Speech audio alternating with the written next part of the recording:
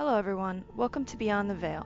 Today we hear from Dean Braxton, a man who died, went to heaven, and came back to share his miraculous experience. Join us while he walks us through the incredible moment when he left his body, journeyed to heaven, and encountered indescribable peace, joy, and love. I'm Dean Braxton, and I have a story of dying and going to heaven. I want to first let you know a little bit about myself and what I was doing during the time that this happened in my life. I was working in the Seattle area, working for the county there, King County, and I was a supervisor in the probation department of the juvenile courts. I ran what they call treatment court and drug court, and I was over those programs within the court. I also was on the management team for the juvenile justice system there in Seattle. So I was loving my job. I enjoyed working with adolescents. I used to say all the time, I would do it until the day I died, and then I died. I thought once you die that you would be gone and that would be it. It was hard for me to believe that this would really happen, where a person could go to heaven and then come back to earth. I thought once you left, you just left. So May 5th, 2006, I ended up with a kidney stone that got stuck on the right side. I had kidney stones before, so I knew it was a kidney stone right off the bat.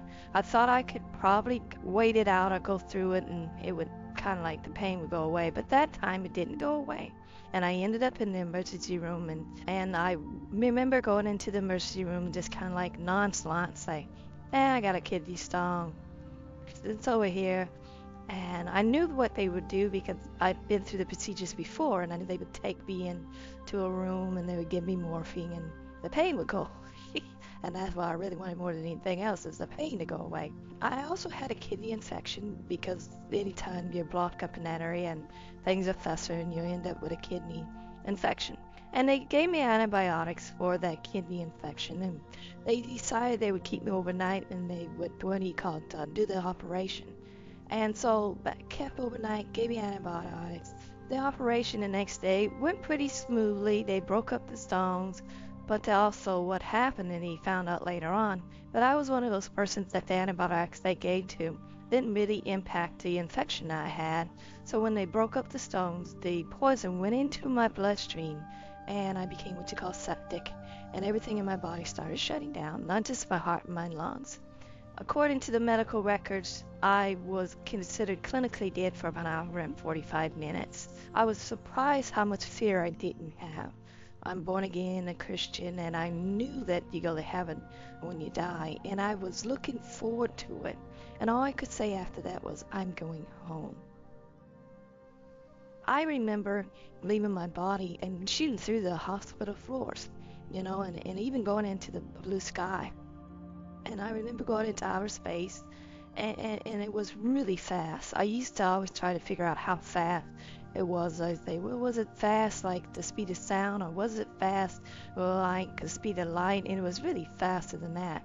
And I do read my Bible, and I remember reading this one scripture says to be absent from the body is be in the presence of the Lord. And all I could say was, that was it. That's what really happened. I was moving that fast. I always say faster than a person could blink their eye. By the time the top eyelid hits the bottom one, I was there. I was already in heaven. That's how fast it was. As I was going into that realm, and I remember seeing before me, I've heard people say beforehand that they saw like a light at the end of the tunnel because it's really dark in this one area there. And I can remember it wasn't like a light just like at the end of a tunnel. To me, it was like a window. It looked like a window. I'm not saying it was a window. That's the best way description I could say. As I was going toward this light that was before me, it looked like a window. I remember when I came in through that window, man, even telling you right now, I still get the same kind of feelings of how it was, because everything was right. There was nothing wrong. It was peace, past peace, really. It was nothing to be peaceful from. There was nothing that would agitate you there, nothing that would get on your nerves. And the thing that got me more than anything else is I fit. I remember I came in there and I didn't know how out of place I felt before until I went through this experience. Because I went in and I see it all of a sudden. The other thing that got me is I knew I was welcome there. Everything in heaven was welcome me there. Everything. I'm not just saying God Almighty or Jesus Christ or the Holy Spirit. I'm saying everything in heaven literally was glad I was there. And I felt it by looking at everything around me. There were trees there. I felt welcome from the trees. I, I, I looked at flowers. They seemed to welcome me. I remember looking up into the atmosphere. The atmosphere was glad I was there. It was like everything there was so glad I had showed up. You know, one of the things I wanted more than anything else when I got there, and I didn't even know this desire was on the inside of me until really I got there, and that was I really just didn't want to be in heaven. You know, I wanted to see Jesus Christ. I wanted to see him face to face. That was so important to me. I even later on would tell the people I was with the Father and Jesus. I wouldn't even say heaven. I would just say I was with the Father and Jesus. And some people say, weren't you in heaven? And I remember thinking later on to myself was, you don't get it. Heaven's not heaven without the Father and Jesus. They make up heaven. You know, and I came to understand it's not a place you want to be in. It's a person you want to be with. So as I was going through a forest, there was a forest before me, a bunch of trees in front of me, and I didn't come in like, the best way for me to describe is this. It seemed like I came off the ocean on a beach, and then there was, before me was this, what do you say, all these trees, and I knew Jesus Christ was through those trees. And I remember thinking that I got to go through those trees to see where he is. Now, it wasn't a beach. It was no ocean that I came off of. That's what it just felt like that I had. That's the experience I could say that it felt like was I was going and I was going through those trees. And as I was going through those trees behind me, I was leaving what I just came into. And the trees, this is unique. I know some of you may think, okay, he's gotten out there a little bit. But they did. They parted before me. And I felt like they were saying on both sides of me, he's going to see the king, he's going to see the king, he's going to see the king. That's what I felt like they were saying. I wasn't really looking at him. I wanted to be where Jesus is, so I was really concentrating more than anything else on being where he is. And I remember coming through those trees, and when I came through, I remember coming out into this clearing. You could call it a meadow, you could call it, I don't want to call it a pasture because there wasn't a whole bunch of cows out there or anything. But it was a wide open space, and I saw Jesus. He was more to the left of me when I came out of through these trees rather, and he was looking at a bunch of some angels and some what I call redeemed people that had been on the planet rather, and left the planet and went to heaven. He was looking at them, and I knew he was communicating to them. He was talking to them. And I can remember coming up to him and seeing him. And the first thing I did, I didn't stand up and really approach him. I got so close to him, and then I went down on my hands and knees. I remember that, and I was looking at his feet. Now, when I say I was looking at his feet, he was still facing the multitude of the crowd before him, and it was millions of them, billions of them, really. I really can't count the number of how he was communicating, or the many he was communicating with, but I can tell you it was a lot. I could just tell you it was a lot, okay? But I remember coming up on him, on the side of him, like he's standing like this, and I came up on this side of him, and I went down on my hands and knees, and I was looking at his feet, and I was looking at the side of his feet. I wasn't looking at the front, I was looking at the side of his feet, and all I could do is I kind of raised my head up enough to see part of his legs, never really his face at that moment, and all I could say was, you did this for me. And everything inside of me, everything about me at that moment knew that the only reason I was in heaven is because of what Jesus Christ had done. And it just I won't say it overwhelmed me. Everything was so grateful in my being that he had done that for me, that the next thing I could only do was say, thank you, thank you, thank you, thank you, thank you. It was so wonderful. Then the next thing I experienced after to say thank you, I really wanted to keep on saying thank you. And it wasn't so much that I was, how I put it, wasn't saying just thank you with my mouth. Every time I opened my mouth, I already said the words in my head, and he heard them. He heard them before I said them, him out loud, which later on I didn't understand. I didn't have to open my mouth to communicate with him. I could just think it, and he could hear, and back and forth, and everything there was that way when it came to communication. It was more thought to thought, as I say. Yeah, but so I'm thanking him, and as I'm thanking him, I stop, and I just think to myself at that moment, the only reason I'm here, I thought that way at the beginning of this, and then I said, oh, the only reason I'm here is because of what he had done. And I was so grateful. Oh, I was so grateful. I just remember how grateful I was that he had done this for me. And it felt like he only did it for me. Mentally, I knew he had done it for everyone. But personally, I took it on as so personal that you literally not only died on the cross so that I could be here, but you created all of heaven just for me. I don't want to say I was being selfish, because I wasn't. But that's what I felt like. He had done it just for me. As I was thinking that, I was looking at his feet, and all of a sudden I realized I was experiencing all this love for me through his feet. Now you gotta remember, I'm looking at the side of the feet. It isn't the feet right in front of me. It's the side, because I'm on the side of him. He's about 3/4 to the side of me this way, and so 1/4 to the side of me this way.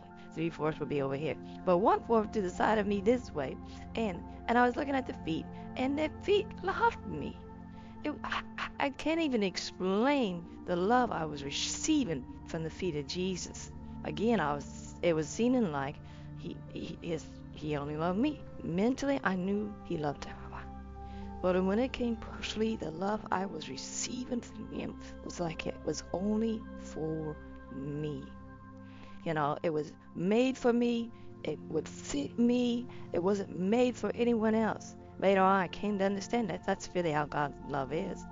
It's not a blanket love where we all breathing the same air, or we all jump into the same pool of water and we're enjoying the same pool of water. It really, the way it is, I came to understand, is that God Almighty, when we are created inside of our mother, that he literally creates love for us that no one else could receive but us. And what I mean by us, I mean individually tailored made.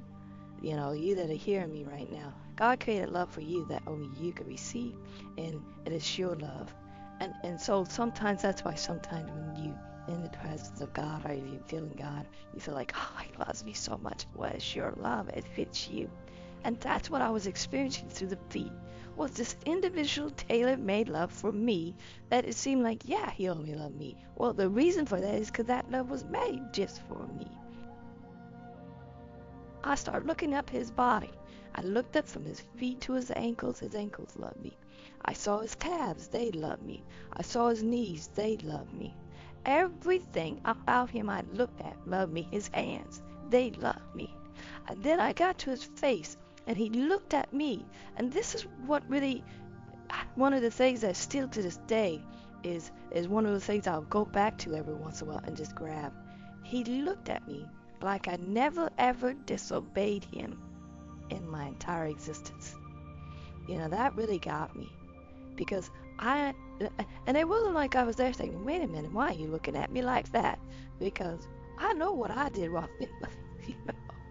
It was when I got back to the planet Earth that I thought about that look, and I thought, he looked at me like I never ever ever ever ever disobeyed him, or what we call sometimes sin. I never sinned before. And then I thought about it later on, that when he said he forgives you, he forgets it. I read the Bible, and the Bible even says that in the 8th chapter of Hebrews, and also the 10th chapter of Hebrews. It literally says that when God forgives you, he forgets it. I experienced that look from Jesus. Now, I'm looking at his body. It's all loving me. If I concentrated on one finger, it would love me. And so I was looking at his face, and his cheeks and his eyes, everything about him, his ears, they all loved me.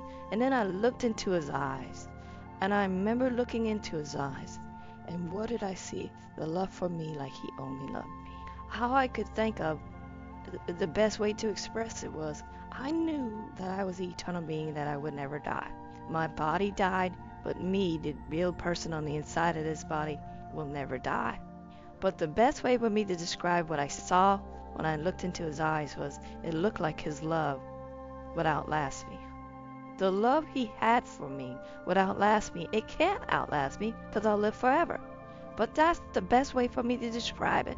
And maybe I describe it that way because when I looked at it, it was like he loves me. And I would think about it. And by the time I thought about it, he loved me more. And by the time I think about it, he loves me more. Again, he loved me more than that. I was behind in the sense of grasping how much he loved me, because every moment he was creating more love for me in that moment. So it was, maybe that's why I describe it in the sense that it looked like his love would outlast me, because it seemed like it was just getting greater and greater and greater and greater and greater. So then I thought about some of my family members. I remember I thought about my wife and saw the love for her like he only loved her. In an instant, it went in his eyes from loving me to, this is how much I love her. I thought about some other people, my mother, and all of a sudden I saw the love for her like he only loved her. I mean, and then all of a sudden I say something. I really hate to admit what I say, but I said it to him, and I remember thought for thought. Now I've got it. You don't have to open your mouth. So I'm talking to him, and I'm talking to him thought for thought, and I said, you really do want everyone here. That's what I say to him, that he really, really, really, really, really wants everyone there. And it was like, wow, I've heard that before. People told me those things before. I was taught that before. But now I'm seeing it in the face of Jesus, really in his eyes, that he really does want everyone. After that engagement with him and he downloading some things inside of me. I call it downloading, like a computer gets a program down and loaded it in there. He looks at me, he says, no, it's not your time, go back. But like that, that's how he says it. I was kind of okay with it, and I remember I didn't go through the forest after that to go back to where I came in to heaven. I went over the forest. It's like I flew over it. There is not really flying. You can literally say, I want to be 10 feet above the surface there, and you can go 10 feet above, and it's like you're standing on solid ground. The best way I could describe it to you that read your Bible was like when Jesus walked on water. He didn't sink in it, he could walk on it. Same thing with the atmosphere there. You just kind of go up, and there's no fear, so you go as high as you want, and you're not fearful. But I remember going over the trees and going back to that place. And when I got to the place that I was going to leave out, and it wasn't like there's a door there and they open up the door and you go out. It was just like I knew the next step I took, I would be out of that realm. And I remember standing there for a while, and I sensed my body wasn't ready. It wasn't ready. I was so joyful that it wasn't ready. She guys said, why won't you be joyful? I'm in heaven. Everything is right. There's nothing wrong. It's past peace. You go to heaven and see if you want to leave. So I remember turning around saying, yes. And the forest was before me, and I knew Jesus was on the other side of the forest. But I felt like I could literally go to the left of the forest. So I took you could say a leisure walk. I'm thinking I'm staying now. And I go to the left of the forest, and as I'm going to the left of the forest, and all of creation is so joyful. It's like it was so much welcome me as I moved and smiling at me. Did the trees really smile? I can't say they had a smile on their face, but I felt like they were smiling. Did the flowers smile? I can't say that, but I felt like was the light there smiling? I can't say that. I just felt like it was. And so I'm walking, and in a way I'm walking. I kind of tell people it was like I was on one of those people movers that you go through the airport on, because I kind of was moving, but I was moving fast. So I was going through, and I saw mountains, and they were beautiful mountains. They look like ocean waves move because they can move. And I remember seeing them move before me and go from this side of me to this side of me. And as they were moving, it looked like the ocean waves going past me, but they were really mountains going. Oh man, this is so wonderful. And I'm enjoying it because, to be honest with you, I thought I was going to stay. I knew I had to get back to Jesus, so I came back to Jesus this time around this side of him. And for whatever reason, I went behind him and then came back to that same position I did the first time, where he's kind of like 1/4 this direction of me. You know, if I went that 1/4 of this direction, he is. And I bowed down again before him, and I would just remember I was thinking, man, he sure has had these people here a long time, and he's communicating with them, and I knew he was strategizing. You know, he was giving them plans or directions on what to do, not only in heaven, but also in the sense of the angels coming back down to the earth. You know, he's giving them directions, what assignments were given to them on the planet Earth. And so I remember that, and then he said some more things to me. He emphasized some things to me. He talked to me a little bit more about things there, and I remember the light that was coming off of him. I didn't say this the first time, but there was this great light that was coming off of him, and it was wrapping itself around me, because the light there is alive. It's not dead. It's alive. There were so many colors coming from the throne of God. You know, the throne of God was you could say a distance away from me, but it wasn't a distance, because there's no distance. It seemed like, even though it may have been, I don't know how many miles away, it seemed like I was right next to it like this. I don't know if that's because my eyesight was so good, or it just because of God Almighty and just feel so close to him there. But I can tell you, I didn't feel like I was far away from the throne. I was right there next to it. Even though Jesus and myself and all the multitude were really in this meadow, or this clearing in the forest area. But then he after he downloaded all this stuff and he communicated to me some more things, and then the next thing I know, he's communicating to all the multitude out there, and they're leaving. And one of the things that really got me is that after he would talk to them about something, talk a thought, they would bow like this. They literally would put their wings or their arms back like this, and they would back out. They never turned around and turned their back to him. And then they would back out. And I thought, whoa, that is so powerful. After that engagement, he looks at me again. He looks down at me again with these beautiful, loving eyes. Sometimes people ask me, what does he look like? And I always say, I can't describe him. He's more beautiful than you can ever imagine. And it isn't that he's just beautiful in that moment. The next moment, he's even more beautiful than that. And the next moment, he's just more beautiful than that. And the next moment, he's just more beautiful than that. He says to me again, no, it's not your time, go back. Now, like the first time, the second time, oh, man.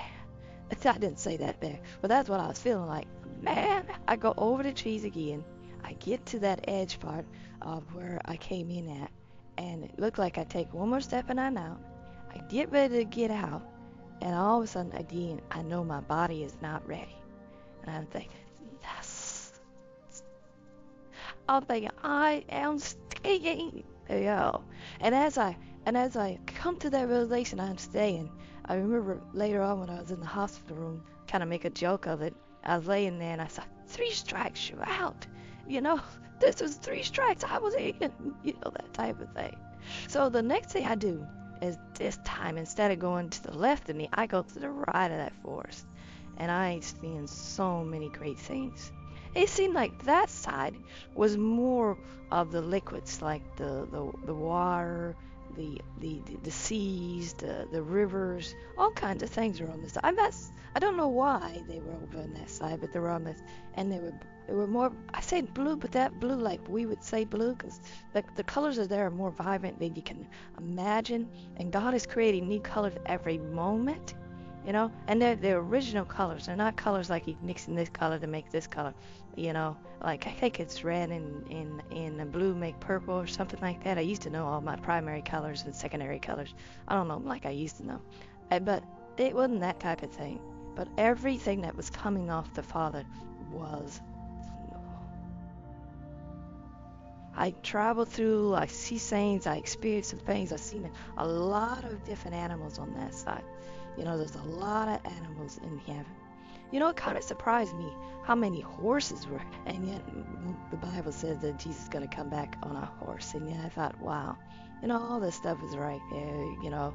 But there are so many different things. There's some creatures I've never seen on this planet. I remember coming back and trying to look at National Geographic or some underwater show to see if I could see some of the creatures I saw there. Some I did, some I haven't seen on this planet. And then I get right back to Jesus. And this was, oh man, they were always there. I don't know why I didn't recognize them the first time I came in. But here again, I go back to the same spot I went to before with Jesus. He's about 1/4 to the side of me here. And I'm looking at his feet, then I look up, and on the other side of him, I see my family. I see my grandmother Mary standing out front. She's in a group over on this side over here, and she's standing out front. And then behind her were other relatives, and then behind them were relatives. And it was generation after generation after generation after generation after generation of all those that had a connection with Jesus Christ and the Father. They were in heaven, and they came to greet me in. Now, I know they were there the first time I was there with Jesus. I know they were there the second time I was with Jesus. I didn't focus in on them at all. I focused mostly on Jesus. But this time, for some reason, I focused on Jesus, then I focused in on them, and I saw my grandmother Mary. Sometimes people say, what did they look like? And I get to describe them. But you got to remember, mostly every time we do try to describe somebody, it's in time, and there's no time in heaven. There's no time. There's none. There's nothing to measure time with, okay? And so it's hard to describe people in heaven because there's no time. I tell people they were shiny, they had a big smile and pure joy. Now, they didn't have a body like we have on this planet, but their spirit, okay, which is more solid than our body is, because it's eternal and this body is really temporal, fits the entire being. They had arms, legs, everything we have here, but it was a spiritual form. And even the face that I have here, it wasn't just what you say, a light and you couldn't recognize it. It had the form that I have right now, and theirs did too. It's just that to say they were young, I would be way short of that because there's no time there. And so you can't measure the beings there by time. And I say beings in the sense that they're being everything God created them to be.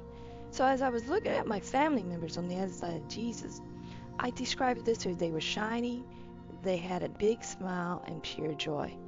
They were shiny because Jesus Christ was shining out of them. You know, he was just brightly shining out of them. They had pure joy because of where they were. There was no worries. That they're in a place that is really past peace. There's nothing to be peaceful from, you know.